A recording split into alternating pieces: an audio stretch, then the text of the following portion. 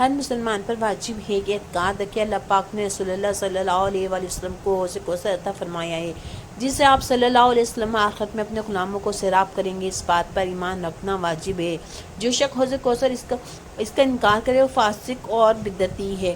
رسول اللہ صلی اللہ علیہ وآلہ وسلم نے فرمایا، ہر نبی کے لیے ایک حوض ہے، اور انبیاء آپس میں فخر کریں گے کہ کس کے حوض پر زیادہ لوگ آتے ہیں، اور مجھے امید ہے کہ میرے حوض پر سب سے زیادہ لوگ ہوں گے۔ ابن ابو عاصم نے مسند حضرت سیدنا مولا علی کرم اللہ وجہہ کریم سے روایت کیا ہے، آپ رضی اللہ تعالیٰ عنہ نے ارشاد فرمایا، میں نے رسول اللہ صلی اللہ علیہ وآلہ وسلم کو فرماتے ہوئے سنا، میرے پاس حوض پر سب سے پہلے میرے اہل بیت اور میری امت میں جو مجھ سے محبت کرنے والے ہوں گے آئیں گے۔ ایک روایت میں ہے، سب سے پہلے میرے پاس اس حوض مہاجرین فقراء آئیں گے۔ حضرت عمر فاروق رضی اللہ تعالیٰ عنہ نے عرض کیا، یہ رسول اللہ صلی اللہ علیہ وآلہ وسلم مہاجرین فقراء کون ہیں؟ ارشاد فرمایا، پرگندہ سروں اور ملے کپڑوں والی جو مالدار عورتوں سے نکاح نہ کر سکتے ہوں، جن کے لیے بادشاہوں کے دروازے کھولے نہ جاتے ہوں۔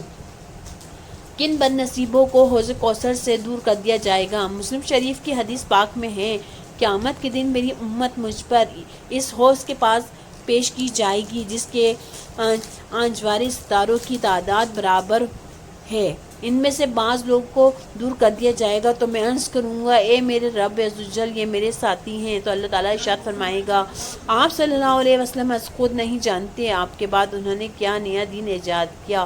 اور طبرانی کے نزدیک روایت میں ہے، اس حوض سے وہ شخص نہیں پیے گا جس نے ہمارے عہد سے بے وفائی کی، اور نہ ہی وہ شخص پیے گا جس نے میری اہل بیت میں سے کسی کو قتل کیا۔ حضرت امام حسن رضی اللہ تعالیٰ عنہ فرماتے ہیں، ہم میں سے بغض دشمنی نہ رکھنا، کہ رسول اللہ صلی اللہ علیہ وآلہ وسلم نے فرمایا، جو ہم سے بغض و حسد کرے گا، ایک قیامت کے دن حوض کوثر آگ کے چاپکوس کے ذریعے دور کر دیا جائے گا۔